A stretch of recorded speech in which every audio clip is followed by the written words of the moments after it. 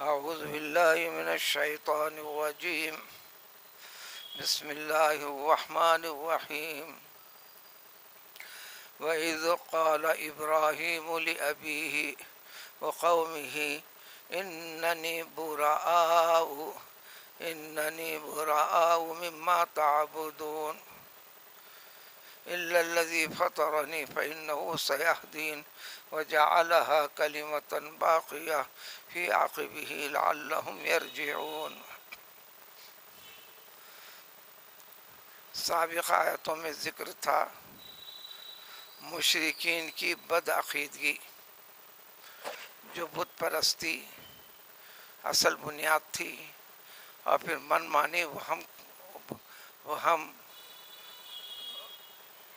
آبا و اجداد کی غلط طور طریقوں کو بنیاد بنا کر انسانیت کے سارے چیزوں کو بدل ڈالا، من مانی کرتے ہوئے شیطانیت صفت کے اختیار ہو گئے. اولاد کی عطا کردہ اللہ تعالیٰ کی طرف سے جو اللہ اولاد کی عطا کردہ جو نعمت ہے، اس میں بھی فرق کرتے ہوئے پھر اس میں اپنے طور پر لڑکیوں کا درجہ گرا دیا. کمزور سمجھے، جو آج بھی کم و بیش اکثر انسانوں کی سوچ سمجھ ایسی ہے.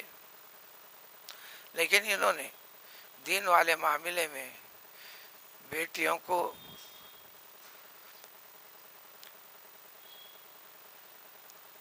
درجہ نچلا دیا اور یہ کہنے لگے یہ اللہ تعالیٰ کی بیٹیاں ہیں. بیٹیوں کو اللہ تعالیٰ کی طرف منسوب کر کر ان کو ڈانٹ ڈپٹ کر دی گئی. لڑکے اور لڑکیوں میں اعلیٰ تم سمجھتے ہو لڑکوں کو، اعلیٰ صفت کو اپنی طرف خوشی کے طور پر منسوب کرتے ہو، جس کو تم درجہ نیچے گرا کر خیال کرتے ہوئے زندگی گزارتے ہو، اللہ کی طرف منسوب کر دیے. سب سے بڑی بات یہ ہے کہ اللہ تبارک تعالیٰ کی اولاد نہیں، اور نہ وہ کسی کی اولاد ہے. اور ہدایت والی چیزیں جب بتائی جانے لگیں تو کہنے لگے یہی طریقہ ہمارے باپ داداؤں سے سینکڑوں برسوں سے چلتا آ رہا ہے، لہٰذا ہم اسی کے اوپر پرستش کرتے ہیں. اس میں دو قسم کے لوگ پیدا ہوئے. ایک تو ہے کہ اللہ کی وحدانیت کو بھلا بیٹھے، بس یہی چیزیں اسی کو معبود، سب کچھ کرنے والا، پیدا کرنے والا سمجھ گئے. زندگی کے ہر چیز میں اسی کی طرف مائل ہونے لگے، اسی سے دعائیں کرنے لگے. دوسرا عقیدہ یہ تھا اللہ کو مانتے ہوئے اللہ تعالیٰ کے کاموں میں، اللہ کی قدرت کی چیزوں میں پھر ان معبودوں کو شریک کرتے رہے. پھر ان ساری چیزوں کے بعد چونکہ نسل چل رہی تھی، پیغمبر ابراہیم علیہ السلام سے دعوے دار تھے ہم ابراہیم علیہ السلام کے اتباع کرنے والے، حکم ماننے والے. لیکن ابراہیم علیہ السلام کا نام دے کر اس غلط طریقے سے دین میں داخل کر دے کر یہ کہتے چلتے تھے کہ یہ دین ابراہیمی ہے. تو سب سے پہلے ان کے عقیدے کی صفائی کرنا تھا. چنانچہ ذکر کرتے ہوئے آج کی آیت میں وَإِذْ قَالَ إِبْرَاهِيمُ لِأَبِيهِ، اے پیغمبر صلی اللہ علیہ وسلم ان لوگوں کے روبرو تمہاری نسل کے اعتبار سے جو اوپر نسل میں پیغمبر ابراہیم علیہ السلام کو جب تم مانتے ہو، ان کا دین کہتے ہو، تو سن لو پیغمبر ابراہیم علیہ السلام کیا تھے. اس وقت انہوں نے کہہ دیا اپنے باپ سے، والد سے نہیں. والد ایک خاص چیز ہوتی ہے، باپ والد کو بھی کہتے ہیں. جو پرورش کر لیتا ہے، پال لیتا ہے، اس کو بھی باپ کہتے ہیں. ان کے نام کے ساتھ ذکر قرآن میں کئی جگہ گزر چکا. وَإِذْ قَالَ إِبْرَاهِيمُ لِأَبِيهِ آزر. آزر اس زبان کے لحاظ سے بتوں کے بنانے میں ماہر بت پرست تھے، بت ساز بھی تھے، بت بنایا کرتے تھے۔ بات اس وقت ہوئی جب پیغمبر ابراہیم علیہ السلام کو بالآخر جو آزمائش کا بڑا مرحلہ گزرا، جو قرآن میں پچھلے پاروں میں گزر چکا، کہ حکومت کی طرف سے، سارے بت پرستوں کی طرف سے، ان کے بتوں کو نہ ماننے کی وجہ سے ان کو سزا کے لیے جلا دینے کا فیصلہ کیا گیا۔ ایک بڑا عظیم واقعہ ہوا، آگ میں ڈال دیا بھی گیا، لیکن اللہ تبارک تعالیٰ نے عقید ایمان کی برکت سے اللہ تعالیٰ نے اس آگ کو، آگ کی جو عادت ہے، صفت ہے، اس کو بدل ڈالا، ٹھنڈی کر دیا اور سلامتی کا ذریعہ بنا دیا۔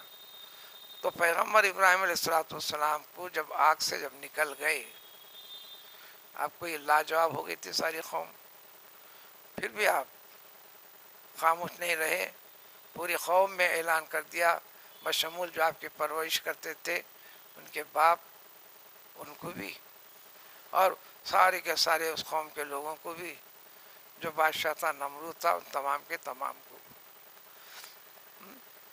علی اعلان نے کہہ دیا کہ حضرت ابراہیم علیہ السلام نے اپنے باپ سے، یعنی چچا سے اور ان کی قوم سے، کہ اننی براء مما تعبدون، بری سے برا ہوں، مبالغہ کے لیے میں پوری طرح بیزار ہوں، میرا کوئی لینا دینا تعلق نہیں ہے، میں ان کو کچھ سمجھتا بھی نہیں، مانتا بھی نہیں، یہ نہ قابل تعظیم ہے، نہ کسی قسم کی کوئی چیز نہیں۔ ایسا کیوں نہیں ہے؟ اس کی وضاحت پچھلے پاروں میں تفصیل سے گزر گئی۔ مما تعبدون، ان تمام چیزوں سے جو بدعقیدگی میں، جس کو پرستش کا درجہ دے کر معبودیت کے ساتھ شریک کرتے ہوئے جو تم پرستش کرتے ہو، عبادت کرتے ہو، میں اس سے بیزار ہوں، میں بے تعلق ہوں، میرا لینا دینا کچھ نہیں ہے۔ تو لہذا موجودہ دور کے مشرکوں، پھر تم نے کیسے کہہ دیا کہ ہم دین ابراہیمی کے اوپر ہیں؟ الا الذی، مگر وہ ذات جس نے مجھ کو پیدا کیا ہے، یعنی تمام کو جو پیدا کیا ہے رب، میں اس کی پرستش کروں گا۔ تم جن تمام چیزوں کو معبود کہتے ہو، یہ معبود میں شامل ہے ہی نہیں۔ ایک قوم یہ تھی ان میں، اور ایک یہ تھے اللہ تعالیٰ کو مانتے ہوئے بتوں کو شریک کرتے تھے۔ ان کے ماننے کا ذکر ہے، اگر ان سے پوچھو آسمان حقیقت، زمین کی حقیقت، پانی کے برسنے برسائے جانے کی حقیقت، تو لَيَقُولُنَّ اللہ، ضرور اللہ کا نام دیں گے۔ تو پھر یہ چیزیں کیا سے آگے؟ تو اللہ تعالیٰ کے ساتھ کئی معبود شریک کرتے تھے، تو آپ نے کہہ دیا اس اللہ تعالیٰ کے سوا میں کسی کو نہیں مانتا، ہر ایک سے میں بیزار ہوں۔ ایک مطلب یہ بھی، جس کو تم معبود کے اندر شامل کر رہے اس کے اندر داخلیش نہیں ہے جو اللہ تعالیٰ کے ذات، وہ تمہاری منمانی ہے۔ اور یہ میرا رب یقیناً مجھے سیدھے راستے پر باقی رکھے گا، صحیح رہنمائی کرتا چلے گا، یعنی اس پر ثابت قدم رکھے گا، اور ثابت قدم رکھا۔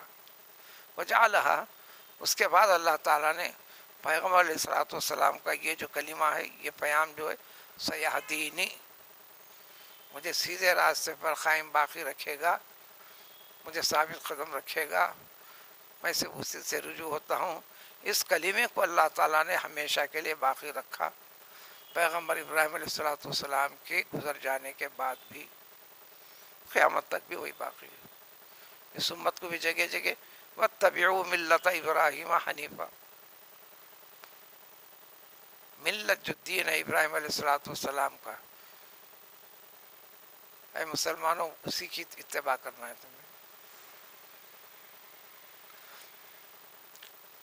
پھر اس کے بعد اللہ تعالیٰ نے مہلت دیتے گئے سمجھاتے گئے، کیوں؟ شاید کبھی تو بھی عقل سے کام لیں گے، اس سے بیزار ہو کر اس کو چھوڑ دیں گے، پھر حق کی طرف لوٹیں گے، لیکن ایسا نہیں کیا۔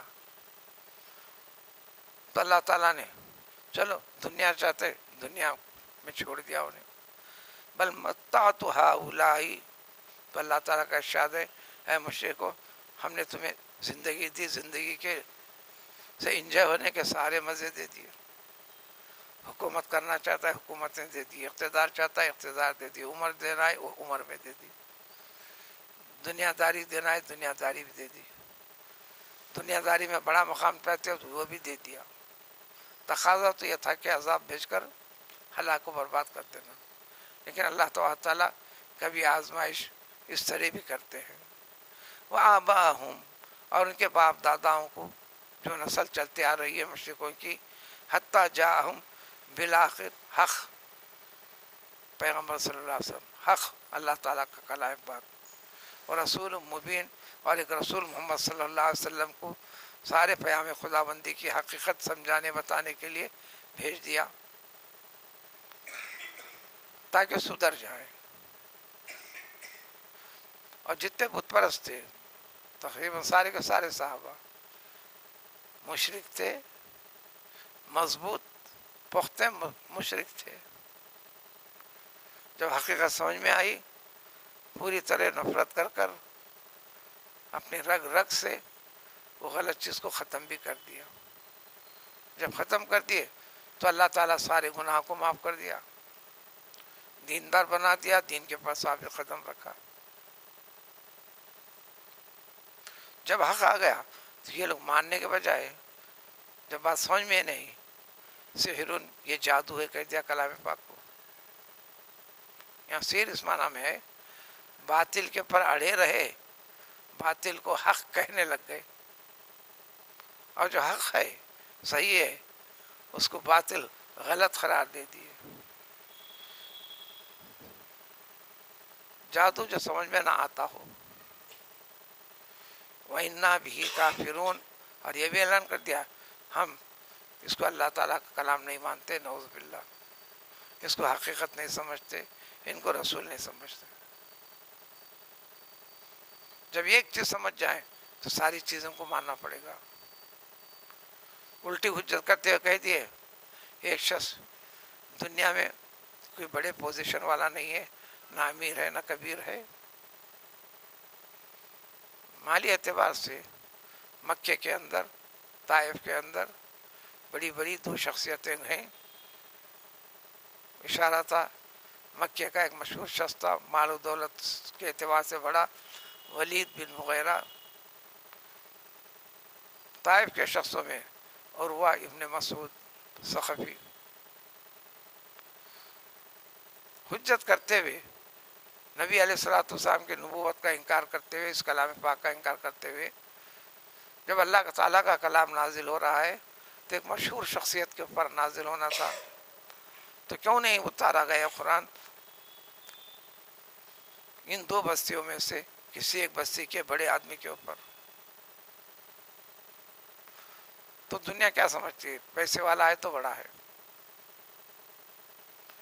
پیسہ ہونا برائی نہیں ہے، پیسے کے ساتھ حق پرست ہونا، عقیدہ ایمان پر ہونا. جب پیسہ جتنا رہتا ہے اس قدر ذمہ داریاں بھی ایمان کے اعتبار سے بڑھ جاتی ہیں. وہ سارے پہلوؤں کے ساتھ جڑا ہوا رہنا. جب یہ سوال ہوا اس جیسی شخصیت کے پر کیوں نہیں نازل کیا گیا، تو اس حقیقت کو اگلی چند آیت میں وضاحت سے پیش کرتے ہیں. یہ نعمت خدا بندی ہے جس کے اندر اہلیت ہے، استعداد ہے، صلاحیت ہے، اس کو منتخب کرتے ہیں. پیسہ، دنیا کی دولت، دنیا کی شہرت یہ حیثیت نہیں ہوتی، یہ استعداد اور صلاحیت اس کا نام نہیں ہے. یہ سب سے بڑی چیز ہے جو دنیا میں بھی اس کے وجود کو اس کے ختم ہونے کے بعد بھی باقی رکھتی ہے، آخرت میں ہمیشہ کے لیے، اور اس کے ماننے والوں کو بھی سب سے بڑے درجے سے نوازتے ہیں. تم جیسا سمجھتے ہو دنیا اور دنیا داری کی چیز ہے تو اس میں کیا کیا ہوتا، وہ ساری تفصیل اگلی آیاتوں میں ہے. سبحان اللہ.